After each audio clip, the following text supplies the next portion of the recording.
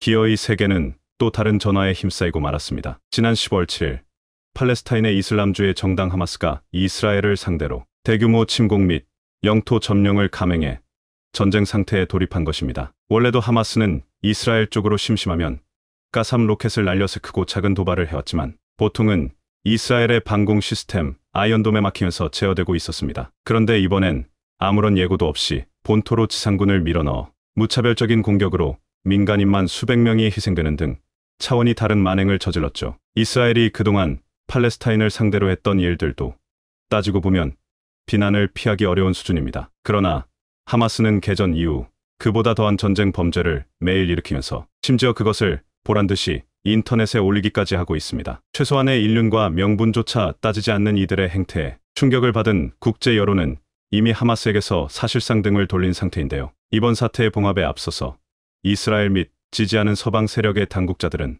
어떻게 일개 군벌에 불과한 하마스가 세계 각국 정보 기관의 시선을 피해서 이 정도의 침공을 준비할 수 있었는지를 규명하려 하고 있습니다. 그리고 나쁜 예감대로 그의 답은 북한을 비롯한 레드팀 국가들에서 찾을 수 있었습니다. 하마스가 공개한 영상 등에서 심심찮게 북한의 흔적을 발견할 수 있었던 것입니다. 일개 대원이 사용하는 휴대용 무기부터 시작해서 이번 침공 과정에서 활용되었을 것으로 추정되는 땅굴에 이르기까지 다방면의 지원을 북한으로부터 받았다는 정황이 속속 드러나고 있습니다. 이에 하마스를 상대해야만 하는 이스라엘은 이러한 문제를 오래도록 마주해왔던 전문가를 호출해 도움을 구했다고 하는데요. 다름 아닌 한국입니다. 자세한 내용을 확인해 보겠습니다. 지난 10월 7일 팔레스타인 무장단체 하마스가 이스라엘을 기습 공격한 당시의 모습이 담긴 영상. 여기에선 가자지구에서 하마스 무장대원들의 나백스되어 의식을 잃은 채 트럭에 실려 끌려다니던 독일계 이스라엘 여성의 처참한 상태가 공개됐습니다. 당시 해당 지역에서는 평화를 주제로 한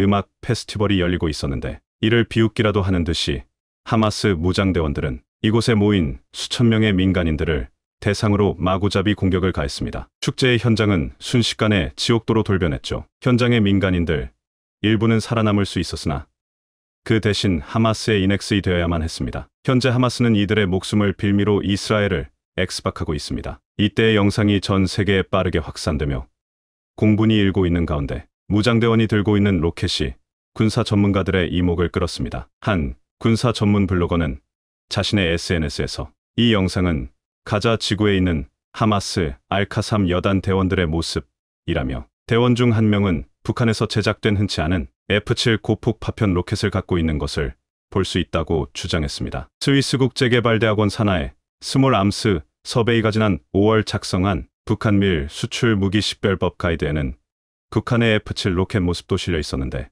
이를 바탕으로 영상에 나온 무기를 비교해보면 그 모양이 거의 일치합니다. 북한제 F7 로켓은 85mm 로켓 추진식 수류탄 RPG로 그간 중동 지역에 많이 수출되어 왔습니다. 미 국방정보국 DIA 출신 브루스 백톨 엔젤로 주립대 교수는 이전부터 하마스가 북한이 제공한 F7 로켓을 사용해왔다고 설명했습니다. 그러면서도 F7 로켓뿐 아니라 다른 북한제 무기들도 사용됐을 가능성이 높다고 말했습니다. 백돌 교수는 이전부터 하마스가 이란을 통해 북한으로부터 F7을 제공받았다는 것을 알고 있었다. 북한은 하마스의 F7 로켓뿐 아니라 대전차 미사일 불새도 제공한 것으로 알려져 있다. 앞으로 상황이 악화된다면 하마스는 이 불새 미사일도 활용할 가능성이 높다고 전했습니다. 미 랜드연구소의 브루스 베넷 선임연구원도 북한 무기들이 하마스에서 사용되고 있다는 것은 그다지 놀라운 소식은 아니라고 답했습니다. 베넷 연구원은 북한은 현금을 벌기 위해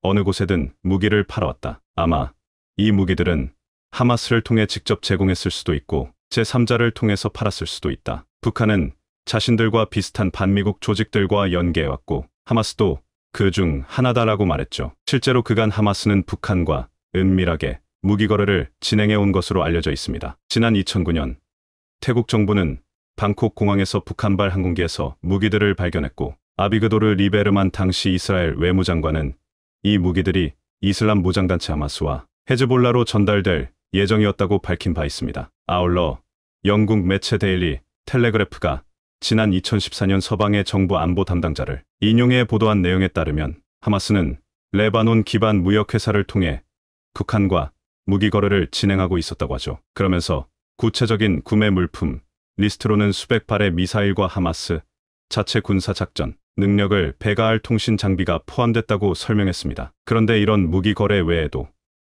북한은 더 포괄적인 단계에서 하마스에 군사 지원을 했을지도 모른다는 주장이 제기됐습니다. 바로 땅굴 건설 기술을 제공했다는 것입니다. 이스라엘은 과거 가자 지구를 봉쇄하기 위한 분리 장벽을 건설했던 바 있는데요. 6터부터 8m에 달하는 석벽을 피하기 위해서 하마스는 이 분야 전문가들인 북한에게 도움을 받았습니다. 북한은 군사분계선의 DMZ가 형성된 이후로 전 세계에서도 손에 꼽는 지뢰밭이 되어버린 DMZ 구간을 피해서 남침 루트를 확보하려고 땅굴을 파기 시작했습니다. 물론 이게 말처럼 쉬운 일은 결코 아닙니다. 일단 한반도의 지반은 엄청나게 단단한 화강암 기반이라서 뚫는 일 자체가 보통 고생이 아니죠. 게다가 군사분계선을 넘을 정도의 장거리 터널 공사는 빈곤에 시달리는 북한이 쉽게 할 수 있는 일이 아니었습니다. 그런데 문제는 북한이 이를 실제로 어떻게든 해낸 사례가 있다는 것입니다. 현재 국방부가 공식적으로 인정한 남침 땅굴은 4군데, 3군데가 70년대에 발견됐고 한 군데는 90년대에 발견된 것으로 모두 그 규모와 길이 면에서 한국에게 위협적인 것들이었습니다. 물론 지금은 북한 측으로 되돌아가는 길을 막아두고 관광자원으로 써먹고 있어 무해하지만 북한이 이런 식의 침투를 획책하고 있다는 것은 틀림없는 사실로 드러났죠. 그래서 한국은 이런 식으로 건설된 땅굴이 몇 군데쯤은 더 있을 것으로 생각하고 있으며 지금도 최전방 부대에서는 종종 땅굴 수색을 진행하고 있습니다. 이처럼 북한은 게릴라 전술에 동원하기 위한 군사 목적 땅굴을 만드는 데에는 도가 튼 집단입니다. 장벽을 넘기 위한 땅굴을 원하던 하마스에게는 북한만한 파트너가 없었겠죠. 하마스는 북한에게서 얻은 협력으로 이집트 시나이반도나 이스라엘 남부 사막 지역으로 빠져나가는 땅굴을 다수 파놓고 이스라엘군과 쫓고 쫓기는 두더지 게임을 벌여왔습니다. 하마스 땅굴은 성인 남성이 살짝 고개를 숙여 이동이 가능하고 그 안에서 수개월 머물 수 있을 정도로 잘 구축돼 있다고 하죠. 여길 통해 무기와 생필품 등이 오고 가기도 합니다. 일부 전문가들은 하마스가 비무장지대 DMZ의 다수의 땅굴을 운용했던 북한의 기술을 전수받은 것으로 파악된다고 주장하고 있습니다. 북한은 땅굴 건설에 독보적인 기술력을 갖고 있어 과거 미얀마 군부 등의 장비와 기술, 인력을 수출한 적이 있습니다. 심지어는 황장엽 전 노동당 비서가 직접 비행기가 지하 터널에서 지상으로 나올 수 있는 엄청난 능력이 있다고 호언장담했을 정도인데요. 이스라엘군은 2014년 하마스가 구축한 30여 땅굴 네트워크를 확인했는데 배치 형태나 구조 등이 비무장지대에서 발견된 북한 땅굴과 흡사해 화제가 되었던 바 있습니다. 레바논 무장 세력 헤즈볼라가 구축한 지하 시설 중에도 유사한 사례가 있었는데 이스라엘 안보 단체는 2021년 보고서에서 헤즈볼라가 2014년 북한과 1,300만 달러 계약을 맺고 자재와 굴착 기술을 넘겨받았다고 발표했습니다. 미 의회 조사국 CRS는 북한이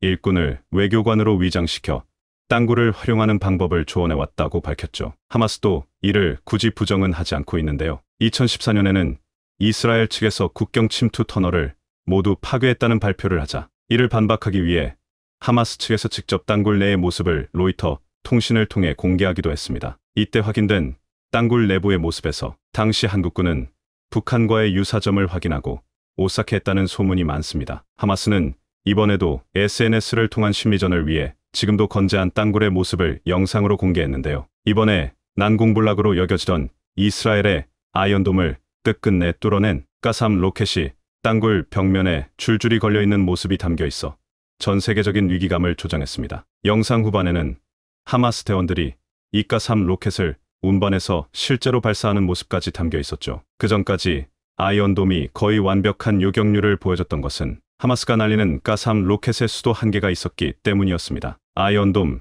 시스템 자체는 이번 전쟁에서도 최대한의 성능을 발휘했지만 하마스가 날린 가삼 로켓의 수가 많아도 너무 많았던 것이 문제였습니다. 현재 이스라엘에 배치된 아이언돔 시스템이 한 번에 대응 가능한 타겟의 수는 최대 800개. 그런데 하마스가 어떻게 한 것인지 몰라도 이번 침공을 시작하면서 날린 가삼 로켓의 수는 5,000밭에 달했습니다. 이스라엘은 로켓의 요격이 아닌 원천 봉쇄 자체의 중요성을 뼈저리게 깨달았죠. 이번 사태로 하마스의 상징과 같은 존재가 된 가삼 로켓과 땅굴에 대응하기 위해 이스라엘은 국제사회, 그 중에서도 특히 한국에게 도움을 청했습니다. 지난 10월 8일 유엔에서는 하마스의 공격으로 촉발된 사태에 대응하기 위한 안전보장이사회가 열렸습니다. 안보리는 이날 오후 3시 비공식 협의를 소집해 중동 지역 현안 및 기타 이슈를 의제로 논의를 벌였죠. 비공식 협의는 15개 안보리 이사국이 관련 현안에 관해 밀도 있는 협의를 하고자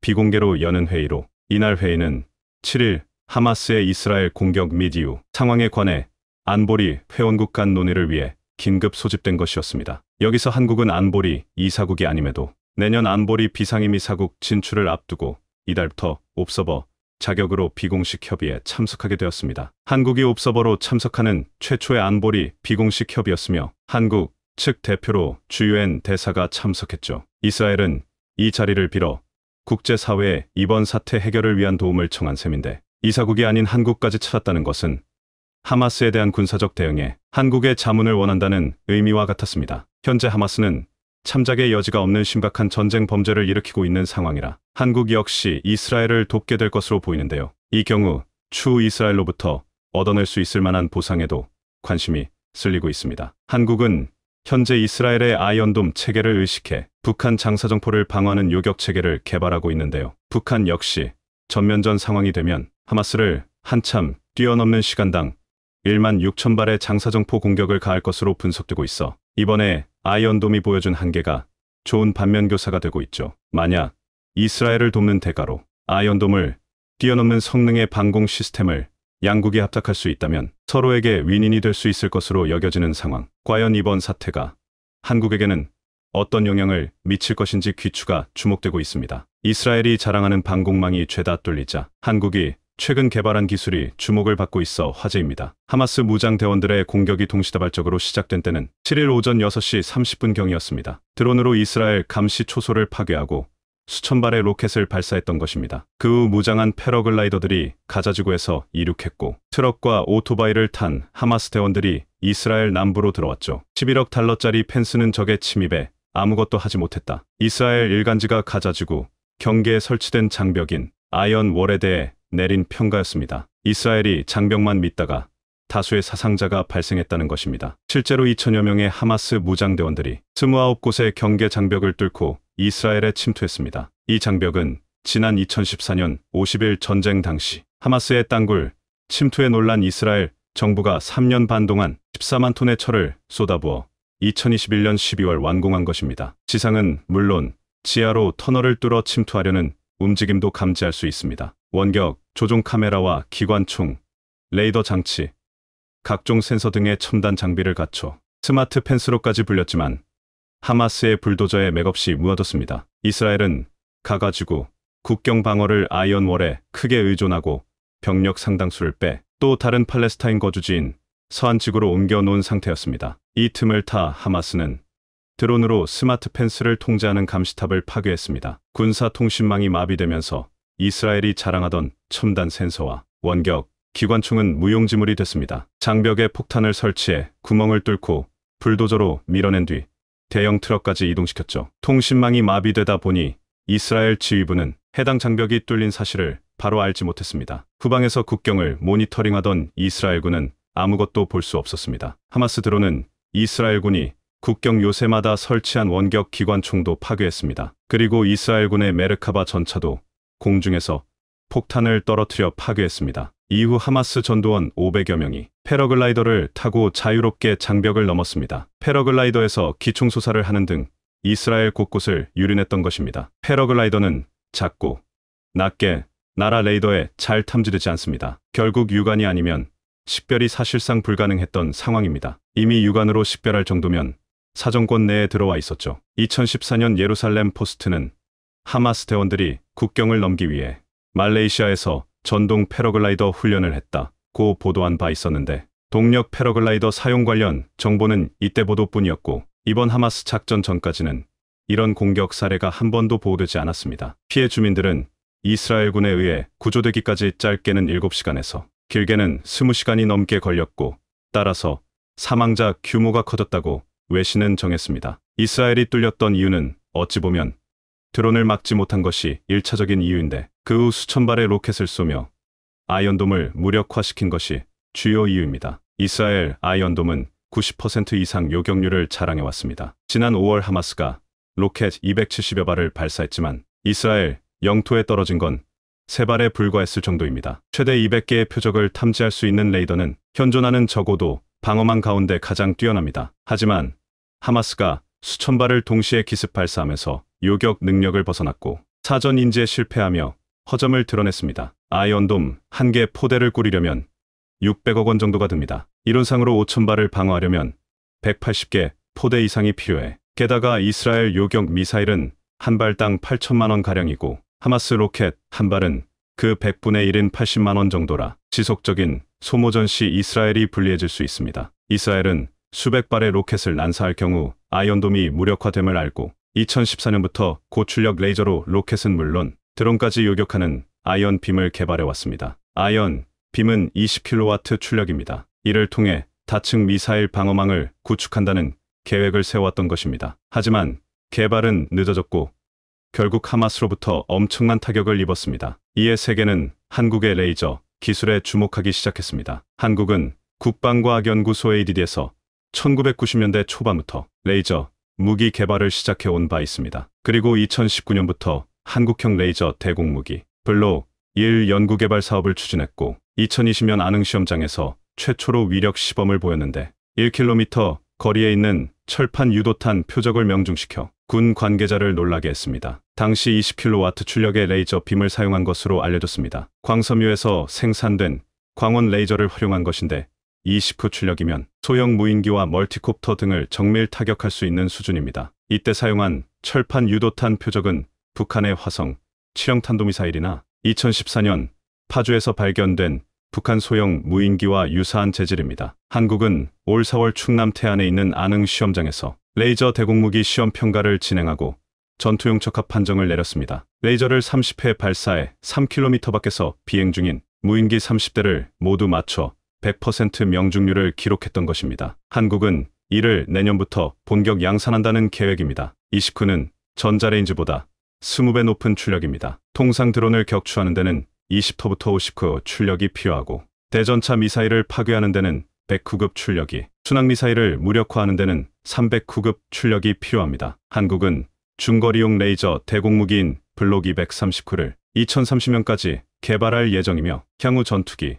위성 요격이 가능할 정도의 성능을 갖추겠다는 전략입니다. 이는 해군의 전투함, 공군 항공기에도 탑재할 예정인데 100크 이상의 출력을 갖는 것을 목표로 하고 있습니다. 게다가 최근에는 극초음속 미사일 방어용으로 300쿠급 고출력 레이저 무기체계 개발에도 착수했습니다. 이는 미국 등 선진국에서도 최근에야 연구 개발에 들어간 내용입니다. 레이저 대공무기는 속도와 가격 경쟁력이 장점으로 꼽힙니다. 레이저는 초당 30만 킬로미터로 날아가는데 극초음속 미사일 마하팔보다 빨라 레이저를 피하거나 맞대응하는 것은 사실상 불가능합니다. 가격도 저렴한데 레이저 무기는 1회 발사 비용이 몇천 원에 불과합니다. 사드 미사일이 한 발에 110억 원이고 신궁이 2억 원인 점을 고려하면 크게 경제적인 것입니다. 게다가 소총 탄환보다 좁은 틈을 통과할 정도로 정확도도 높습니다. 레이저 무기 성능이 공상과학 영화 같은 수준으로 향상되면 그야말로 전장의 판도를 바꾸는 게임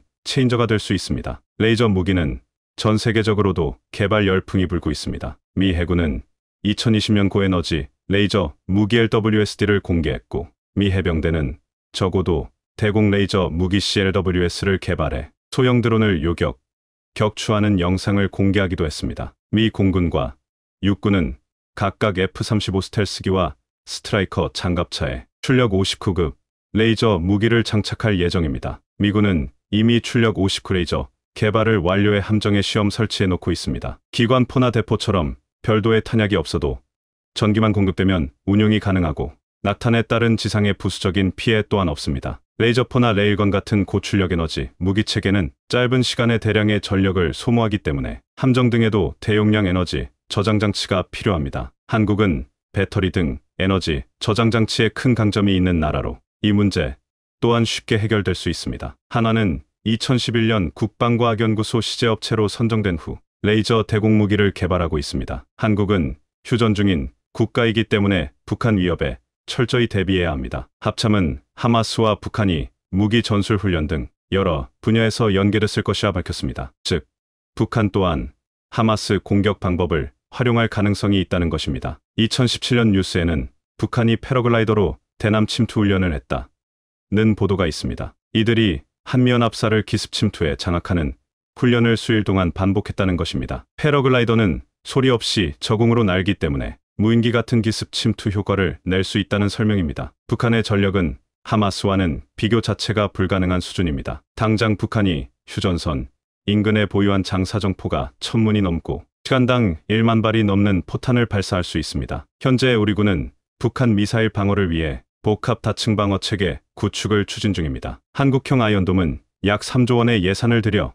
2026년까지 개발을 완료할 계획입니다. 최근 한국은 LSAM의 요격 시험을 했습니다. 북한의 탄도 미사일을 가정한 표적 미사일이 하늘로 솟았고 레이더가 초음속으로 날아가는 표적을 실시간으로 추적한 후 LSAM이 솟구치며 이를 격추하는 장면이었습니다. 요격탄에 맞은 표적 미사일은 곧 산산조각이 났습니다. 이번까지 4번 발사 시도를 했는데 3번이나 요격에 성공한 상황입니다. 150km까지는 고고도 미사일 방어체계 사드가 40km 이하는 천궁이와 미국 패트리엇 3가 담당합니다. 2025년을 목표로 LSAM의 개발이 완료되면 복합 다층 미사일 방어 체계를 구축할 수 있게 되는 것입니다. 여기에 레이저, 무기로 드론까지 잡아내면 효과적으로 방어를 할 수 있습니다. 북한은 한국에 다양한 무인기를 보내오고 있습니다. 한국은 레이저, 무기로 이런 무인기를 잡겠다는 계획입니다. 게다가 우크라이나 전쟁에서 드론이 주목을 받았는데 최근에는 1조 6천억 원짜리 러시아 S-400 방공 시스템이 우크라이나 무인 드론에 뚫린 것으로 나타났습니다. 우크라이나 당국은 러시아 본토에서 이를 파괴했다고 말했습니다. S-400은 사거리 400km 안의 영공에서 모든 항공기를 탐지하고 격추할 수 있다고 자랑해왔던 무기입니다. 그만큼 드론을 잡는 것이 무엇보다도 중요해지고 있습니다. 사우디군 또한 방공 전력이 중동 국가 중 가장 강력하다고 평가받아 왔지만 드론에 대해선 속수무책으로 당해왔습니다. 그만큼 드론을 잡는 것이 무엇보다도 중요해지고 있습니다. 2019년에는 10대의 드론으로 공격을 받아 당시 원유 생산량이 반토막 난 적도 있습니다. 사우디는 적어도 비행 드론을 요격하기 위해 최신형 방공무기 도입에 관심을 보인 것도 이 때문입니다. 사우디는 고성능 복합 대공화기 BOE에 관심을 보이고 한국과 공급 계약을 맺기도 했습니다. BOE는 기관포와 단거리, 지대공 미사일이 장착된 대공무기입니다. 첨단 위상 배열 레이더와 전자광학 추적 장치 등 복합 센서를 적용해 드론 및 순항 미사일을 요격할 수 있습니다. 여기에 추후 레이저, 무기로 교체할 수 있는 확장성까지 갖춘 상황입니다. 이는 향후 레이저, 무기에 대한 수출 가능성을 높이고 있습니다. 한국은 레이저 방어 무기에서도 세계 최고로 올라서길 바랍니다. 앞선 영상에서 KF-21 분담금 납부를 뻔뻔하게 미루고 있는 인니에서 한국과 재협상을 해야 한다며 KF-21 기술 이전 항목 확대, 판권, 지적재산권 요구를 굽히지 않겠다는 속내를 결국 드러냈다는 소식을 전해드렸었는데요. 그런데 이렇듯 제 몫을 내지도 않고 도를 넘치는 요구만 해대는 인니를 향해 국제전략연구소 IISS가 인니 공군의 기형적 전력 구성에 대해 대놓고 비판하는 기고문을 작성해 가려운 부분을 긁어주기도 했습니다. ISS에서 활동 중인 인니 출신 한 국방 전문가 자키는 인니 정부는 광범위한 전투기 조달 계획을 통해 공군 전력 개편을 준비하고 있다며 프랑스 라팔과 미국 F-15EX, 한국의 KF-21 등 3종류의 전투기가 거의 동시에 진행되고 있다고 밝혔습니다. 그러면서 우선 KF-21의 경우 프로젝트가 좌초될 위기에 처했고 미 F-15EX의 인도 일정은 아직 공개되지 않았다며 라팔을 인도받는다고 하더라도 프랑스 전투기를 인도 일정은 아직 공개되지 않았다며 라팔을 인도받는다고 하더라도 프랑스 전투기를 운용해 본 경험이 없기에 기종 전환이 순조롭게 진행될지 매우 의문이라고 비판했습니다. 이어 설사 인니 공군이 프랑스 라팔과 미 F-15EX 전투기를 모두 정상적으로 인도받는다고 하더라도 KF-21이 빠지면 원활하게 이들 전투기들이 운용될지 의문이라며 반드시 KF-21과 함께 전투기를 동시에 운용해야만 당초 기대한 작전 수행 목적을 이룰 수 있다고 강조했습니다. 다시 말해서 욕심만 가득한 인니 정부의 형태를 제대로 꼬집으며 KF-21이 빠지면 안고 없는 찐빵이 될 수 있는 공군 전력 구성이 될 수 있다고 비판하고 있는 것으로 보입니다. 그런데 이렇게 인니 말고도 최근 또 하나 당황하고 있는 곳이 있다고 합니다. 바로 중국으로 KF-21에 대응하기 위해 부랴부랴 스텔스 전력을 증강하는 등 최근 중국 공군의 전력 증강 계획이 완전히 뒤집어졌다는 소식이 전해졌습니다. 그동안 세간에 알려졌던 중국 공군의 전략 증강 계획은 4.5세대 전투기 J-10, J-16을 다목적 전투기로 대거 배치하고 스텔스 전투기는 J-20을 통해 전력화한다는 것이었습니다. 그런데 최근 군사 전문 매체 더 드라이브 워조는 중국이 항공모함 탑재형으로 J-35 스텔스 전투기를 새롭게 개발하고 있다고 보도했는데요. 매체에 따르면 지난 9월 중국 선양에서 새로운 형태의 J-35 스텔스 전투기가 포착됐으며 이는 기존 J-35 시제기와 다른 형상을 띈 것으로 전해졌습니다. 새롭게 식별된 J-35는 기존 시제기보다 주익이 더 작은 반면 미익은 큰 것으로 파악되며 지상기지에서 운영되기 위해 개발 중인 것으로 알려졌습니다. 매체는 중국이 J-35를 대량 배치한다면 기존의 계획을 대대적으로 수정하는 것이라며 기존의 300대 가까이 만든 J-20을 보조하는 스텔스 전투기로 J-35를 생산할 가능성이 있다고 전했습니다. 다시 말해서 최근 중국에서 다급하게 J-20과 더불어 추가로 J-35를 통해 스텔스기를 대량으로 배치하는 전력 증강 계획을 수정했다는 겁니다. 사실 이렇게 중국이 스텔스기 J-35를 추가로 대량으로 찍어내려고 하는 건 한국의 KF-21을 기존의 J-20의 경우 반쪽짜리 스텔스기라는 혹평이 항상 따라다니는데 이를 어떻게든 물량으로나마 보완하려는 움직임으로 보입니다. 실제로 중국은 한국산 초음속 전투기 KF-21이 지난 7월 역사적인 첫 시험 비행에 성공하면서 국내외 주목을 받은 직후 뜬금없이 중국 SNS인 웨이보와 틱톡을 통해 현재 개발 중인 5세대 스텔스 전투기 J-35의 사진과 동영상을 갑자기 업로드했습니다. 당시 중국 내 군사 동호인들이 찍은 것처럼 슬그머니 J-35 사진을 올렸지만 이는 누가 봐도 중국 당국이 올렸다는 사실을 알 수 있었습니다. 각도를 제대로 잡아 고해상도로 J-35 영상을 올리는 등 대놓고 해외 매체를 향해 우리가 한국보다 더 좋은 전투기를 개발하고 있으니 기사를 써달라고 요청하는 식이었기 때문입니다. 그런데 이에 대해 네이버 뉴스 등 서방 군사 전문 매체의 반응은 한마디로 짝퉁 F-35라는 평가로 끝나버렸는데요. J-35가 복사하듯 미국 스텔스 전투기 F-35의 디자인과 똑같다는 것으로 육안으로 봐도 헷갈릴 정도로 비슷합니다. 실제로 J-35의 앞부분은 적외선 탐지 추적 장비 센서가 뾰족하게 나와 있는데 F-35의 전자광학 추적 장치와 비슷한 기능을 하는 장치로 알려졌습니다. J-35는 조종석 구조와 개폐 방식도 F-35와 거의 비슷하며 엔진, 배기구도 F-35와 비슷한 톱니 모양으로 스텔스 기능을 위한 설계라고 합니다. 여기에 더해 조종사용 표시 장치는 F-35가 예전에 썼던 전방 표시 장치를 장착했는데 하지만 이미 F-35는 헬멧 장착 영상 장비로 옮겨갔습니다. 미 군사 매체 1945는 중국이 해킹을 통해 F-35와 디자인이 거의 같은 복사판을 만들었다면서도 레이더 성능과 스텔스 기능, 전투 능력 등 핵심 기술까지 확보했는지는 의문이라고 밝혔습니다. 다시 말해서 J-35는 F-35의 단순한 디자인만 베낀 낮은 수준의 짝퉁일. 그것도 그럴 것이 현재 중국 전투기의 가장 큰 문제는 엔진으로 러시아산 제트 엔진을 베낀 짝퉁 엔진을 개발하긴 했지만 5세대 전투기의 고난도 기동을 감당할 만큼 출력이 뛰어나지 못하기 때문입니다. F-21을 베껴 만든 첫 스텔스기 J-20도 아직 이 문제를 완전히 해결하지 못한 만큼 J-35도 마찬가지일 가능성이 큽니다. J-35에는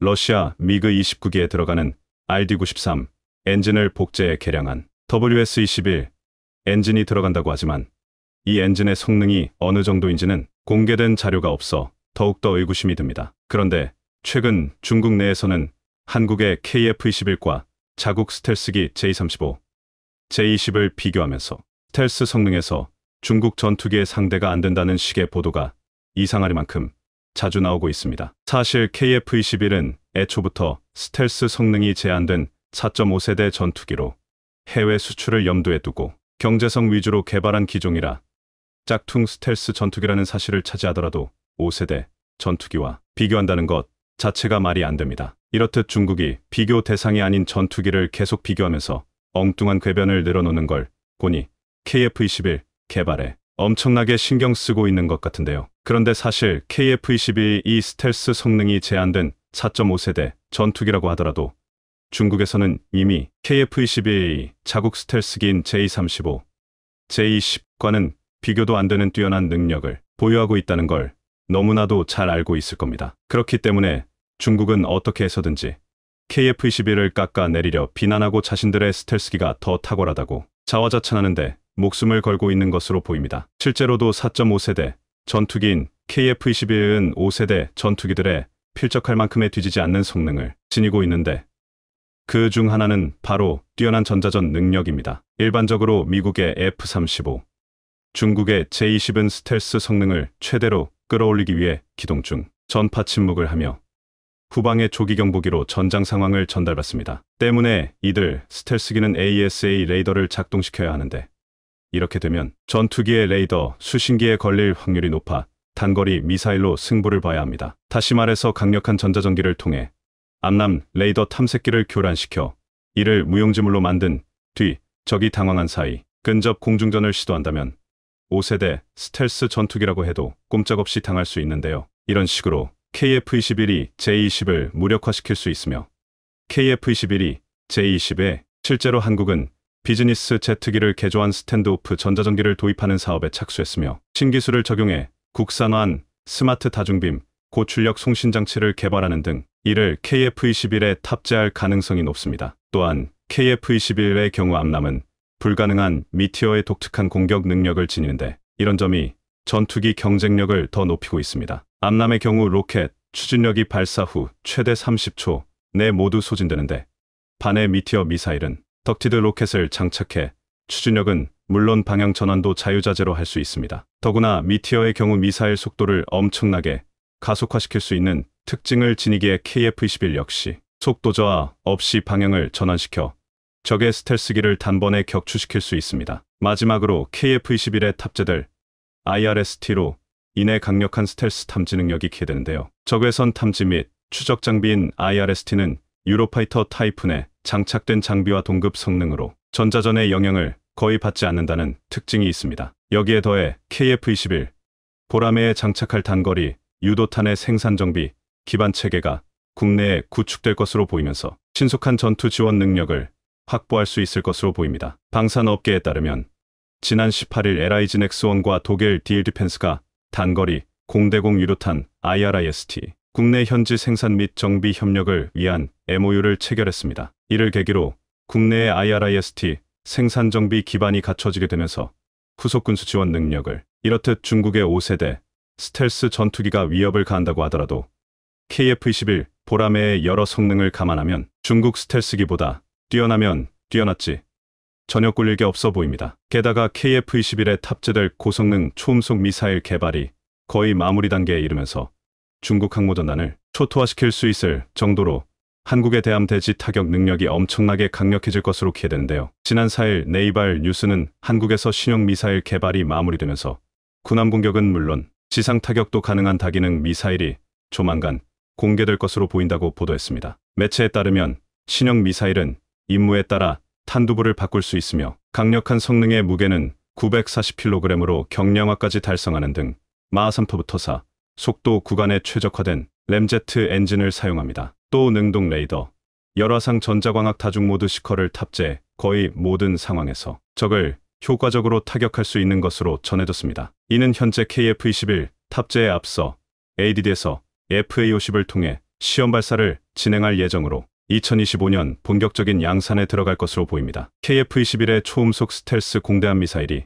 완성될 날이 머지않은 것 같은데요. 앞으로 남은 일정대로 개발이 잘 진행돼 중국의 콧대를 빨리 눌러줬으면 좋겠습니다. 중국이 난리가 났습니다. 한국의 2차 전지 배터리 산업을 완전히 쑥대밭으로 만들어 놓으려 핵심 원료인 흑연에 대한 수출 통제를 발표했던 중국. 자, 그런데 중국의 의존도가 90%에 달했던 한국의 대답은 완전히 대반전이었습니다. 한국의 대표적인 2차 전지 배터리 기업인 LG에너지솔루션과 포스코 그룹이 중국의 폭탄 발표를 해버리면서 중국이 발칵 뒤집혔습니다. 한국의 예상 못한 반응에 당황한 중국은 한국에 대한 수출 규제를 완전히 철회하는 동시에 엄청난 선물을 주겠다며 긴급 만남을 요청했다는 놀라운 소식이 전해졌는데요. 상황을 한방에 뒤집어버린 한국의 엄청난 한방이 무엇이었는지 중국 정부가 한국을 향해 충격적인 발표를 했습니다. 2차 전지 배터리 핵심 원료인 흑연을 수출 통제하겠다는 것인데요.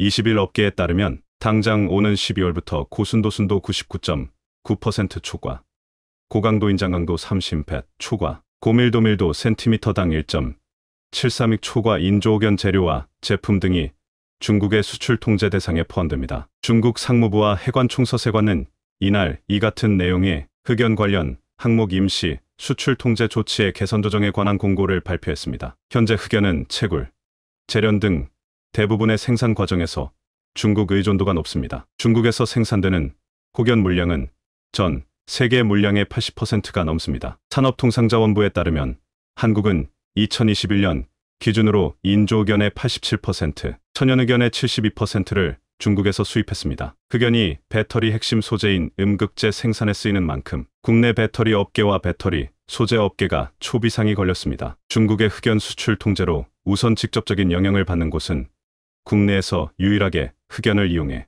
2차 전지용 음극재를 대량으로 생산해 국내외 고객사에 납품하는 포스코 퓨처엠이 될 것으로 보입니다. 배터리용 흑연은 절연성이 풍부해 2차 전지 음극재로 쓰일 수 있는 천연 흑연과 천연 흑연을 다시 2차 전지 음극재 제조에 쓰려고 입자 모양을 구형으로 재가공한 흑연인 구상 흑연으로 크게 구분됩니다. 포스코 퓨처엠은 현재 중국에서 구상 흑연 형태로 흑연 원료를 들여와 세종 공장에서 음극재 상품으로 가공해 LG에너지솔루션 등 국내외 고객사에 납품하고 있습니다. 전문가들은 중국이 갑자기 이렇게 한국을 공격한 이유에 대해서 한국의 2차 전지 배터리 산업을 완전히 박살내고 중국이 전 세계 2차 전지 산업을 완전히 장악하기 위해서라고 입을 모으고 있습니다. 글로벌 전기차 배터리 순위를 보시면 12위가 중국의 CATL과 BYD, 한국의 LG엔솔, 삼성 SDI, SK온은 각각 356위씩을 기록하고 있습니다. 자, 그런데 중국 시장을 제외한 글로벌 전기차 배터리 시장을 다시 보면 한국의 LG에너지솔루션이 1위, SK온과 삼성 SDI 각 4위와 5위를 차지했습니다. 중국의 BYD는 중국 시장을 제외하면 점유율이 고작 1.6%로 초라합니다. CATL은 1위인 LG엔솔을 위협하는 수준의 점유율을 기록하고 있지만 박리담회로 싼 가격에 많은 물량을 팔고 있기 때문에 실제 매출을 비교해보면 압도적인 격차로 한국의 LG엔솔이 1위를 기록하고 있습니다. 전기차 배터리는 크게 세 가지로 나뉩니다. 꿈의 배터리라 불리는 전고체 배터리, 프리미엄 전기차 모델에 탑재되는 리튬이온 배터리, 마지막으로 저렴한 경차나 소형차에 들어가는 LFP 배터리. 자, 그런데 꿈의 배터리인 전고체 배터리 기술은 한국이 압도적인 세계 1위인데다가 프리미엄 전기차 모델에 탑재되는 리튬이온 배터리도 한국의 LG, 삼성, SK가 압도적인 점유율로 세계 1위를 차지하고 있습니다. 유일하게 중국이 앞서는 배터리가 바로 저렴한 LFP 배터리인데요. 중국이 유일하게 잘하고 있던 분야이기도 하죠. 자,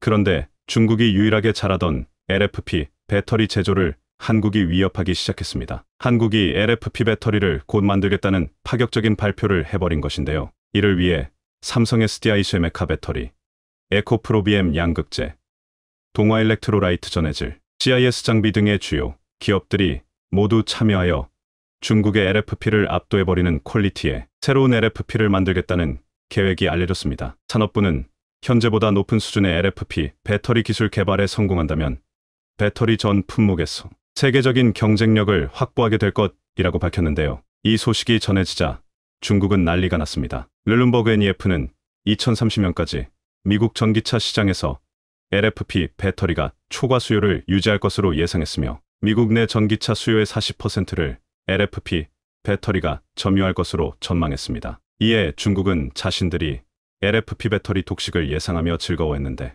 한국의 깜짝 LFP 배터리 개발 및 생산 발표를 듣고 망연자실하기 시작했습니다. 전문가들은 중국이 한국의 LFP 배터리 진출 소식을 듣고 충격을 받은 나머지 한국의 배터리 산업을 완전히 박살내야겠다고 다짐했고 이를 위해 가장 먼저 배터리 핵심 원료인 흑연 수출을 통제하겠다는 충격적인 발표를 했다고 전했습니다. 자, 그런데 대반전이 일어났습니다. 중국이 수출 규제를 하면 한국 배터리 기업들이 중국의 무릎을 꿇을 것이라 상상했던 중국 정부. 자, 그런데 한국 기업들이 중국과 무역을 완전히 끊어버리겠다는 역폭탄 발표를 해 중국을 깜짝 놀라게 만들었습니다. LG에너지솔루션의 경우 배터리 제조 기업임에도 천연흑연 확보전을 일찌감치 시작했습니다. 회사는 지난해 10월 호주 흑연 업체인 시라와 천연흑연 공급을 위한 업무협약을 체결하고 2025년부터 천연의견 2,000톤을 공급받을 예정입니다. 중국이 이렇게 나올 것을 미리 예측하고 호주와 대규모 계약을 미리 체결해 두었던 것인데요. 놀라운 예측이 정확히 맞아 떨어졌습니다. 포스코 퓨처엠의 원자재를 공급하는 포스코 인터내셔널도 탄자니아 소재 파루 그라파이트와 천연의견 장기 공급 계약을 체결했습니다. 포스코 그룹도 중국의 막가파식 수출 규제를 사전에 예측해 이러한 과감한 결단을 선제적으로 내린 것인데요. 포스코 인터내셔널은 1천만 달러, 약 130억 원을 광산에 투자해 향후 25년간 총 75만 규모의 천연의견을 공급받을 예정입니다. 호주 광업회사 르랭롱 마이닝의 자회사인 탄자니아 파루 그라파이트는 탄자니아의 천연흑연 매장량 세계 2위의 마엔지 광산을 보유하고 있습니다. 마엔지 광산에서는 앞으로 25년간 흑연 채굴이 가능해 중국의 수출 통제를 완전히 무력화시키기에 충분했습니다. 한국이 이렇게 너무나 빠른 속도로 탈중국을 성공시키자 당황한 시진핑 중국 국가주석은 한국 총리를 만나 중국과 한국은 뗄 수 없는 동반자라고 말하며 한국에 엄청난 선물을 줄 것이라 예고한 것으로 전해졌습니다. 중국 관영 CCTV와 한국 국무총리실에 따르면 시 주석은 항저우의 시내 모처에서 한 총리를 만나 중국과 한국은 이사 갈 수 없는 가까운 이웃, 뗄 수 없는 동반자라고 말했습니다. 시 주석은 또 중한 관계 안정은 양국 국민의 공동이익에 부합한다며 전략적 협력 동반자 관계를 발전시키기 위해 한국과 협력할 것이라고 말했습니다. 그러면서 그는 중국은 한국에 대한 설린우호 정책을 견제하고 있으며 한국이 중한 협력을 위해 노력하겠다는 의지를 중시한다고 전제한 뒤 한국이 중국과 함께 중한 관계를 중시하고 발전시키겠다는 것을 정책과 행동에 반영하고 서로를 존중하며 우호 협력의 큰 방향을 유지하기를 바란다고 말했습니다. 하지만 시진핑은 절대 믿을 수 없는 남자입니다. 최근 시진핑이 도널드 트럼프 전 대통령을 만나 했던 발언록이 공개됐는데요. 월스트리트 저널은 트럼프가 시진핑을 만난 뒤 시 주석은 중국과 한국의 역사에 대해 얘기했다. 북한이 아니라 한국 KOREA를 얘기했다. 몇천 년의 역사와 많은 전쟁을 말하는 것이다. 한국은 사실 예전에 중국의 일부였다. 고 했다. 고 전했다고 보도했습니다. 한국을 무력 통일하겠다는 시진핑의 계획, 한국이 중국의 일부였다는 거짓, 역사관을 퍼뜨리는 밑작업을 시작한 것입니다.